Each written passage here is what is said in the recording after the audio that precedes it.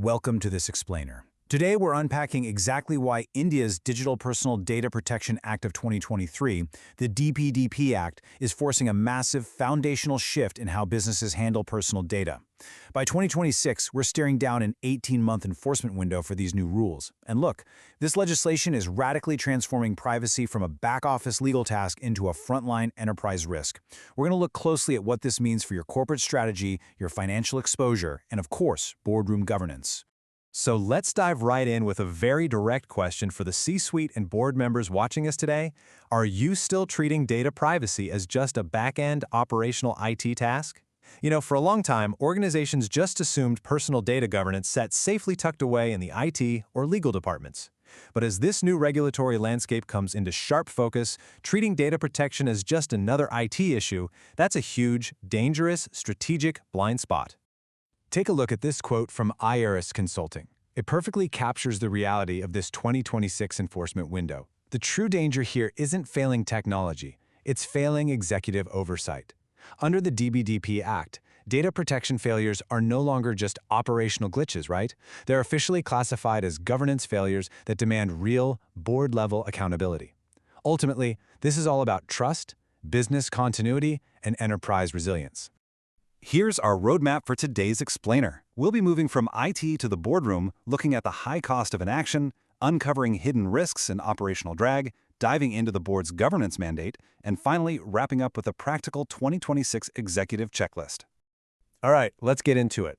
Part 1, from IT to the boardroom. This is a complete paradigm shift that reshapes your business liabilities. Under this act, your organization is most likely what's called a data fiduciary, meaning you bear the ultimate fiduciary obligation. But what does that actually mean in the real world? Well, let's say you're a bank using a cloud-based CRM software.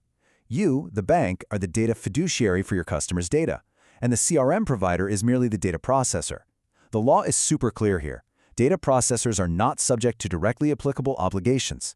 The entire responsibility for compliance and the massive legal liability that comes with it rests squarely on you, the fiduciary. So bottom line, you absolutely cannot outsource your legal liability to your cloud providers or offshore vendors. It stops with you. Moving on to Part 2, the high cost of inaction. And trust me, we are no longer just talking about a slap on the wrist here. The DPDP Act introduces these massive fixed cap penalties. Let's put this into perspective. Failing to maintain reasonable security safeguards to prevent a breach, that can cost you up to 250 crore rupees per instance. And failing to notify the Data Protection Board and the affected individuals of a breach, that's another 200 crore. Missing obligations regarding children's data, that actually sits near the very top of the penalty schedule. Guys, these are staggering numbers, and they're specifically designed to force compliance.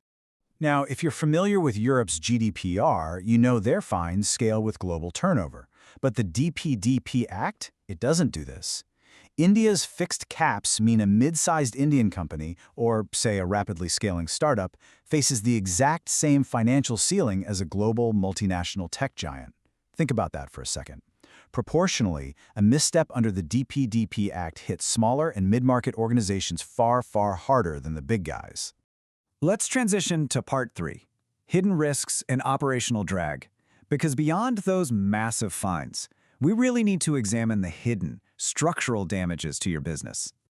Looking at this stacking block model, it brilliantly shows how data privacy is no longer just an isolated legal checklist. It's a compounding, stacking enterprise risk that requires immediate boardroom visibility.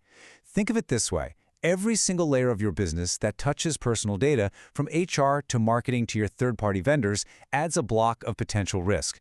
And if the foundation of your data governance is weak, the entire structure becomes dangerously unstable. The operational drag of weak compliance is honestly severe. Imagine a critical M&A deal stalling out completely just because your privacy diligence fails. Large enterprise customers and foreign partners are increasingly running privacy and security checks as a totally standard part of vendor assessment now.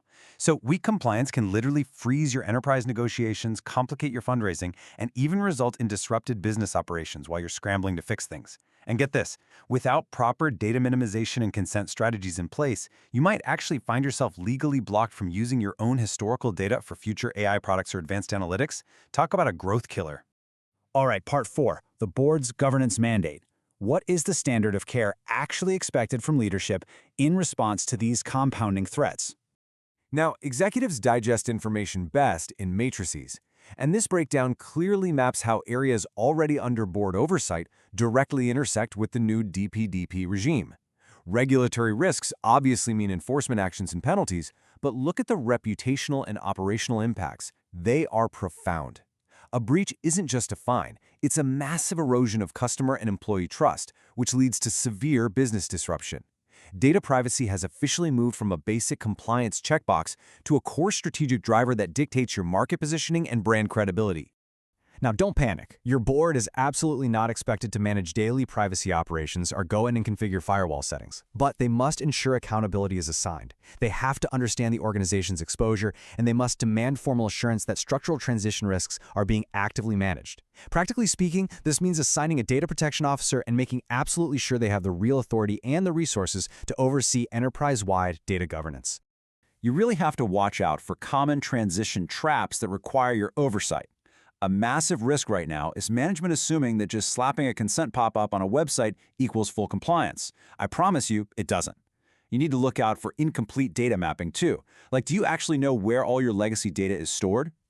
You also need to identify any dangerous blind spots regarding offshore vendor data flows. And crucially, if your organization is overly reliant on legitimate use, for instance, processing employee data without explicit consent, that needs ironclad documentation or it will absolutely crumble under regulatory scrutiny. Finally, let's get to Part 5, the 2026 Executive Checklist. Let's turn this complex law into a highly actionable, structured operating plan for your very next board meeting.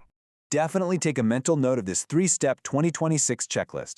Step 1, clarify your scope. Are you a standard fiduciary or based on your high data volume and sensitivity? Could the government actually designate you a significant fiduciary, which requires mandatory independent audits? Step 2, aggressively test your operating model. Don't just ask if you have a consent policy on paper, ask to see exactly what happens in your back-end systems when a customer withdraws their consent or asks to erase their data. And Step 3, probe your organization's resilience. The law often requires a detailed update to the board within 72 hours of a breach. Ask your team to rehearse this. Do you have a playbook ready to execute against a ticking 72-hour clock? I'm going to leave you with this final provocative thought to take back to your management team to spark some immediate action. If a data breach happened today, and the newly formed Data Protection Board of India came knocking, what would your board's defense actually be? Would you have the logs, the impact assessments, and the vendor contracts ready to prove you took this seriously? The time to build that defense is right now. Thank you so much for joining this explainer, and we'll see you next time.